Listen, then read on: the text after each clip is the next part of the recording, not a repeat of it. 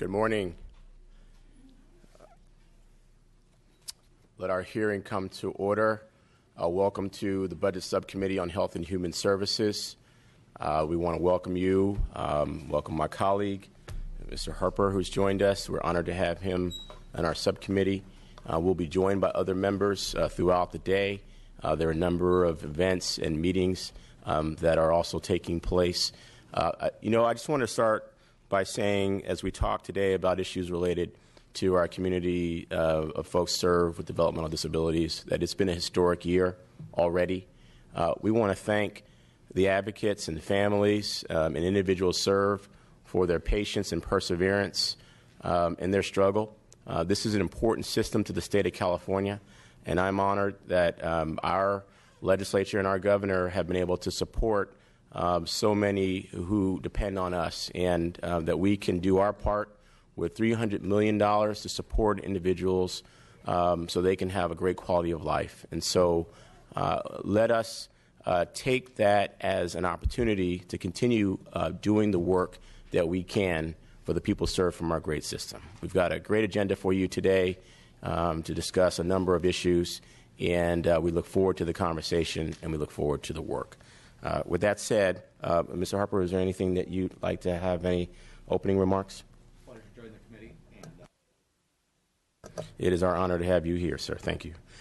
We'll begin with issue number one. We'll have an overview of the Department of Rehabilitation, and there are some budget change proposals. And with that, we'd like to call our panelists and welcome the director of the department, Mr. Xavier, who's here, as well as representing the WIOA project from the Department of Rehabilitation, Kelly Hargreaves. We look forward to your testimony. As always, as many of you know, we try to keep our conversation brief. We want to save the majority of our time for public comment and discussion and questions from the members and healthy discussion. So we always ask that we get a high-level overview, just a few minutes of the top issues, so that members can ask questions and we can get into the debate. Welcome. Whenever you are ready, Mr. Director, we are ready. Thank you. I assume this is on. We're good? Thank you. Good morning. Thank you for the opportunity to be here to share information in our proposed budget concepts, as well as to take any questions that you may have on the information we're providing. I also have with me, as you mentioned, Kelly Hargreaves, our Chief Counsel, and Teresa Corielli, who's the Deputy of our Administrative Services Division. And just briefly, Member Harper, I've not had a chance to meet you. I am a former consumer of the Department of Rehabilitation and a business owner for 14 years with some 18 years in public administration, so good to meet you. Let me briefly talk about the Department of Rehabilitation, and then we'll talk about the BCPs at your pleasure. The agenda does a good job of describing the department. I'd just like to emphasize a couple of points. Our effort, our vision within the department is employment, independence, and equality for all Californians with disabilities. And we certainly do that working with our communities, our partners, our stakeholders, and providing the services that are necessary for people to achieve those goals. We also have a goal of 20,000 individuals going to work every year at $20 an hour by the year 2020. It both reflects quality and quantity, and it's our effort to continue to improve our programs and services. Our resources are about $443 million, and about 21.3% of that is a state dollar, state match. And then for every dollar that we use of state dollars, we bring in 4 federal dollars. Our vocational rehabilitation program provides services to about 100,000 individuals annually, and the services are to gain, retain, or advance in employment. And the advancement in employment is a new piece of that Kelly will talk about in a few minutes. We have 13,000 individuals our past reporting year that went to work through our vocational rehabilitation program. And the individuals that we serve run across all disability types and all disability significance. We have been in order of selection since 1995, which essentially means we have not had enough money to serve everybody that has a need. But we have been fortunate that we've served everybody on our wait list 6 different times since 2011. We have 14 districts and 85 offices throughout the state of California. And the eligibility for our vocational rehabilitation program is having a qualifying disability, have a barrier to employment, and the ability to benefit from our vocational rehabilitation services to become employed. And then also, our independent living program, we have 3 programs that support independent living. And these services allow individuals to live independently in their community without becoming institutionalized. Our independent living centers serve some 23,000 individuals each year and provide over 69,000 hours of services. There are 28 independent living centers in 60 different locations in the state. Our traumatic brain injury program has 7 providers serving 2,000 individuals. And then our older individuals who are blind program have 22 providers serving 57 of the 58 counties, and they serve about 7,000 individuals annually. So we have some major initiatives that I just want to touch on real quickly.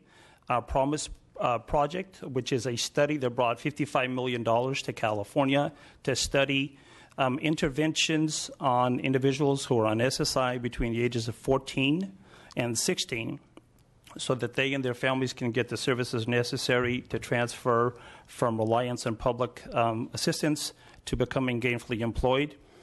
And that project is funded through 2018. It includes federal and state partners as well as local education partners, and we are ahead of schedule by 2 months in fully enrolling that program. We have our competitive integrated employment project that we're partnering with the California Department of Education and Department of Developmental Services, real work for real pay in the real world.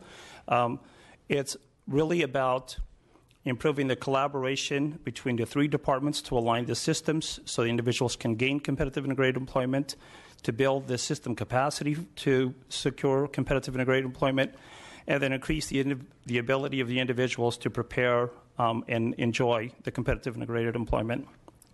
We have our work incentive planning that we implemented about a year or so ago, and very preliminarily we're able to say that 75% of the people served are going to work, and 58% of those are going to work at an earnings that is sufficient to reduce the reliance on public benefits. So we're very proud of that. So I will stop here, and at your pleasure we can talk about WIOA. Good morning. Thank you very much for your time. I'll just provide a very high-level overview of the Workforce Innovation and Opportunity Act as a backdrop for our budget proposals. President Obama signed the Workforce Innovation and Opportunity Act on July 22, 2014, when most of the provisions became effective. Congress's intent to align the workforce systems within states and broaden the scope of individuals who may receive services, including those who want to not only get jobs but advance in their jobs, is evident in a number of new provisions that the states must provide in order to improve outcomes for job seekers, including those with disabilities. States have to be innovative in implementing these new requirements since there are no additional funds. Competitive integrated employment is emphasized throughout the Act. Individuals with disabilities who have historically been paid less than minimum wage under existing law must be moved out of those jobs and into integrated positions where they interact with individuals who do not have disabilities in the same way that those who don't have disabilities interact, and receive at least minimum wage.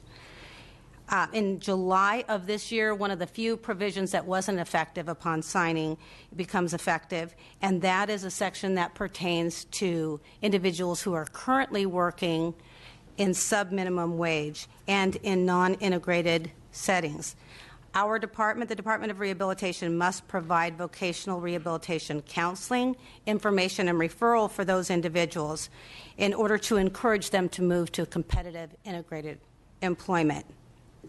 While the Department of Labor certificates remain valid for those whose productivity doesn't match those who do not have disabilities, we are going to be proactive in encouraging individuals to take advantage of opportunities, including our services, to obtain at least minimum wage employment.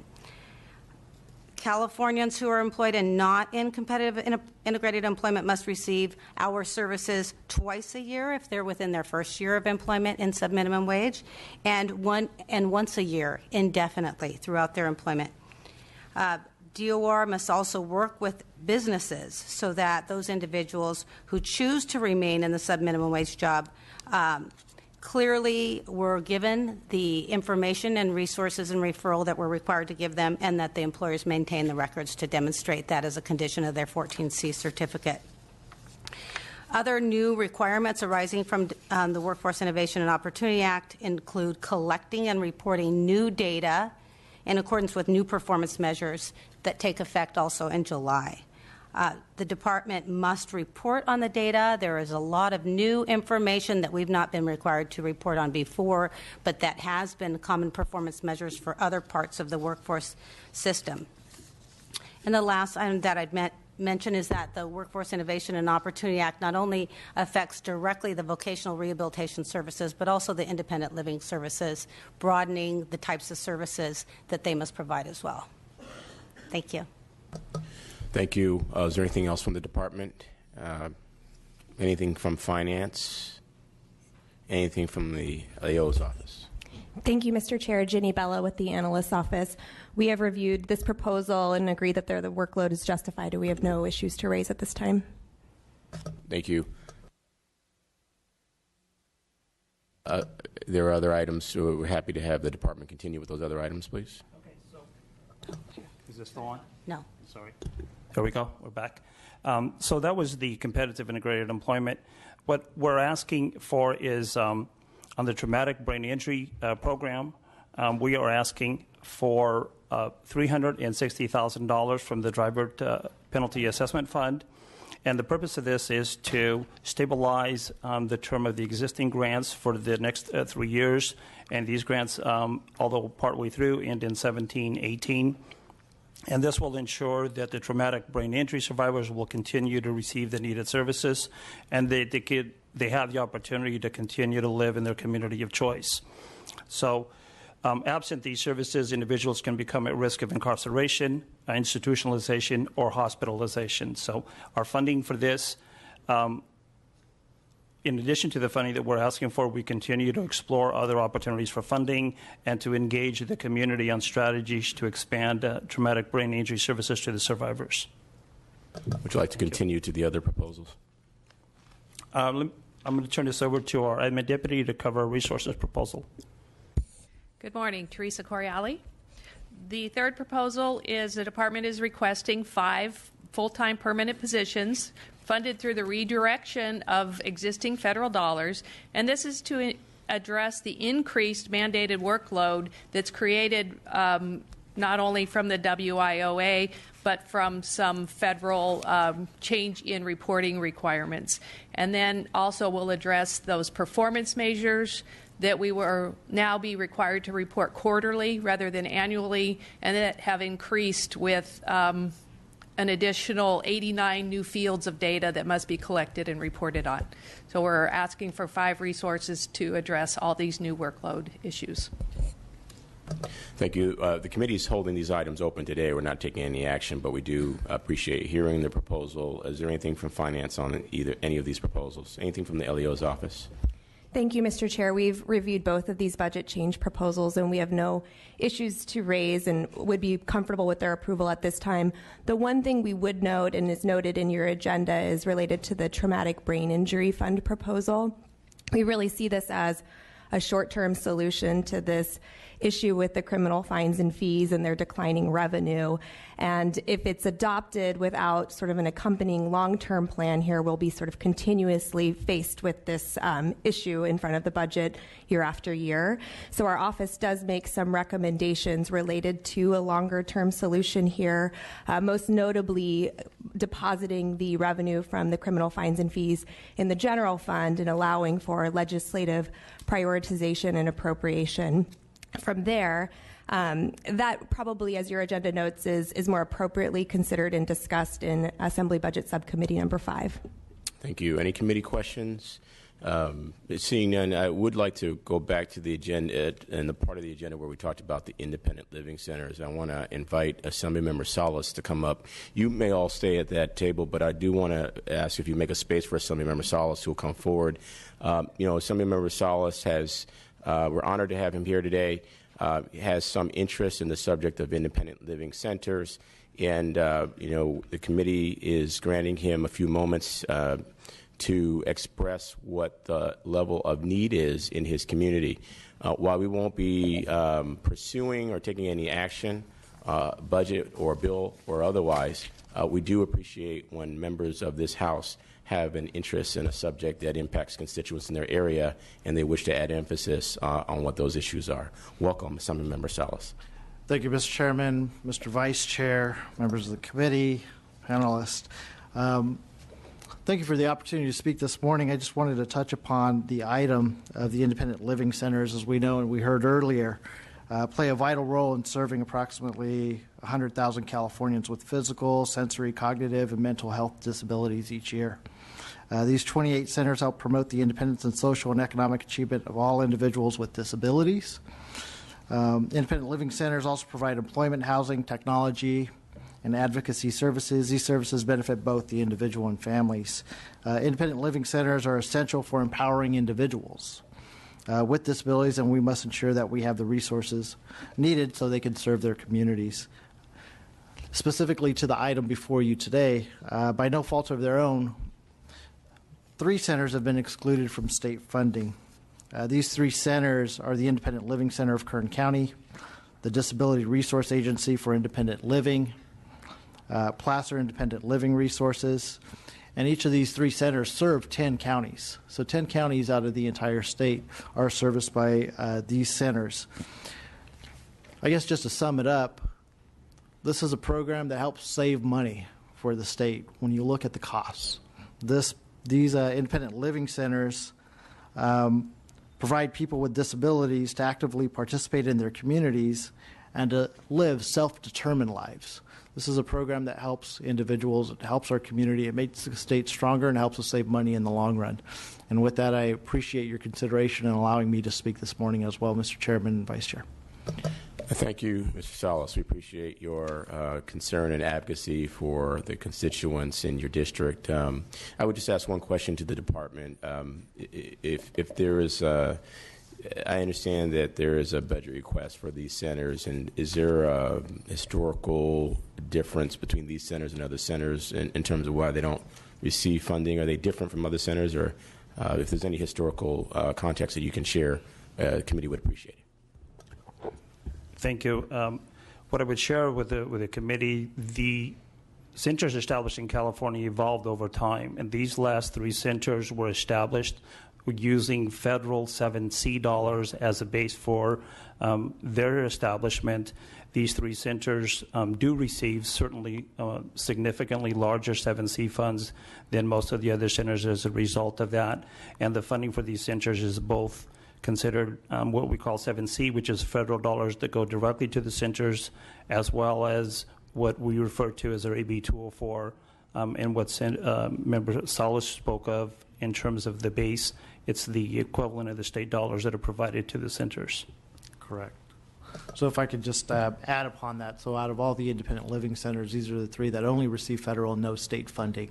And the reason, as we know, even in Congress and in the state, we know how the funds fluctuate coming down, especially from Washington, D.C. What we're asking for is just some parity and some equity, making sure that these 3 excluded independent living centers are also given the opportunity to draw funds, just like all the other independent living centers throughout the entire state.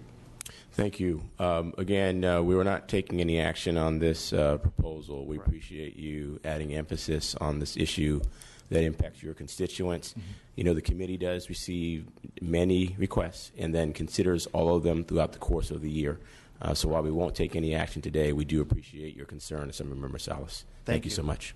Thank you. We'd like to take public comment at this time on the number of the issues that we have discussed in the Department of Rehabilitation. Public comment. Mr. Chairman and Mr. Harper, distinguished staff, Rick Rollins here on behalf of the Brain Injury Association of California, here in support of item number 2 on your agenda, the BCP for the TBI Fund.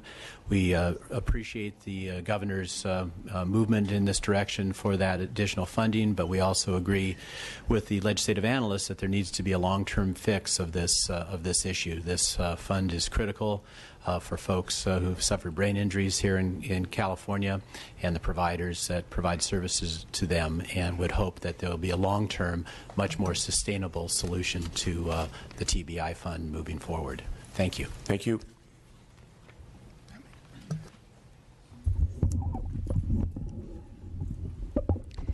Thank you so much for the opportunity to speak. My name is Anna Acton. I am the Executive Director at Freed Center for Independent Living, serving 5 counties, Nevada, Sierra, Yuba, Sutter, and Colusa counties. I'm also one of the 7 traumatic brain injury sites, and I'll also note that I am the chair of the California Foundation for Independent Living Centers. I want to talk about TBI, but I want to first just say that thank you for listening about the funding for independent living centers. We have not seen increases in funding since 1998, and we had a major decrease in 2004. We are the only provider in California that serves people regardless of age and type of disability with critical independent living services. So thank you for that. I really want to talk about the TBI program. We started our TBI program through a competitive bid process in July of last year. We're serving 5 counties with $120,000: Nevada, Yuba, Sutter, and Butte, and Shasta counties. The TBI sites provide 5 core services, including independent living, community reintegration services, supported living services, vocational supportive services, information and referral, and public and professional education. TBI services, and for those with any type of brain injury, require that TBI sites have the staff that is specialized in serving individuals with TBI due to the nature of the injury. Individuals who have suffered a TBI can often have cognitive, behavioral, and mental health disabilities that require more comprehensive service coordination or ongoing case management services in order for the individual to live independently and find employment. Individuals with TBI are often not served well by existing funding streams and service models, or are not even eligible for the type of services that they could benefit from. While case management, supported living, supported integration, and vocational supported services are available through other funding sources, individuals with TBI, again, are often underserved or unserved. There are really 3 critical services provided by the TBI sites, including really it's case management, but it's supported living, community integration, and vocational support. And I wanted to briefly talk about each of those because as a new TBI site, could I ask you to conclude and make your final comments, absolutely. please? Thank you. There's really a need for specialized training and staffing. And I wanted to touch on just a couple of the areas that are major gaps in services for this community.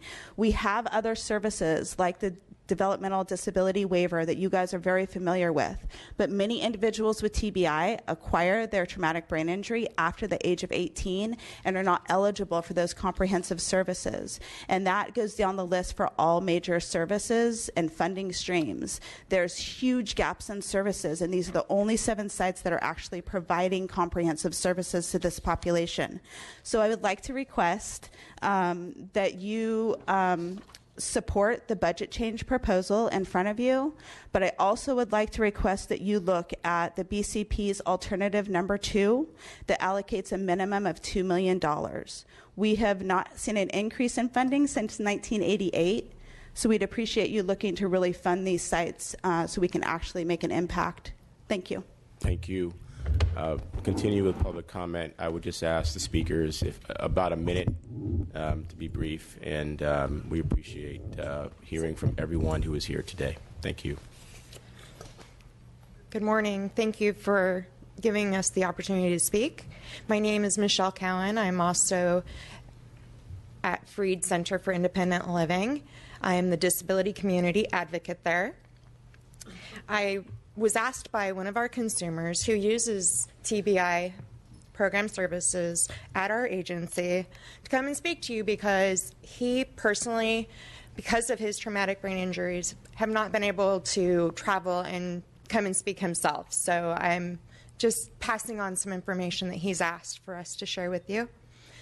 He wants to let you know that he is a vet. He was a Marine and then later became an Army infantryman. He sustained multiple head traumas, and because of that, he secluded himself. He was not able to socialize with peers. He did not speak well in a group.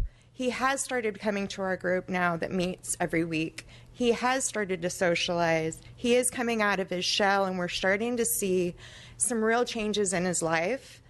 So I want to thank you for the support that you're looking at this budget proposal, and we ask that you continue your support.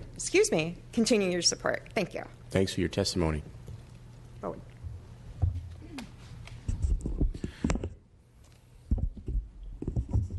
Almost technically challenged or too tall anyway.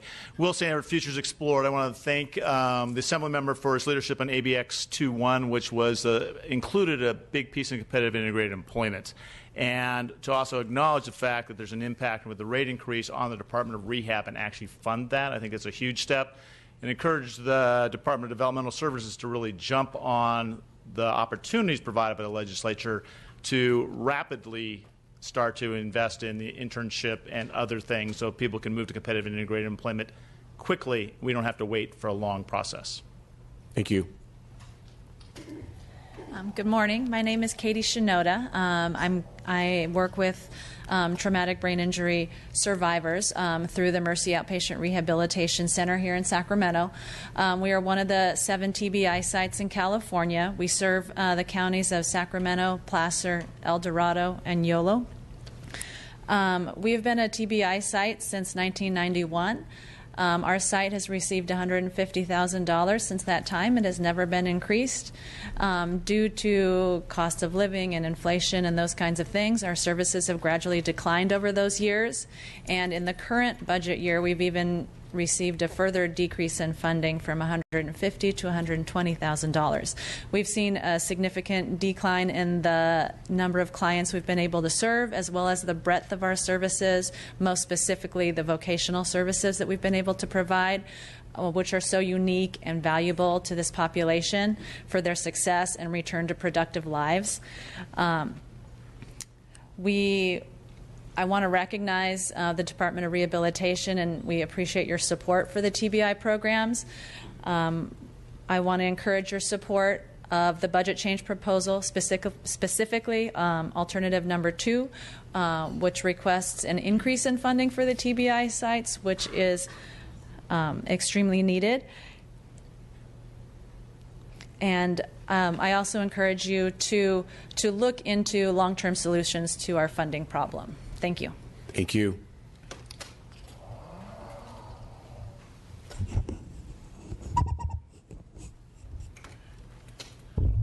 Oops. Good. Thank you, sir.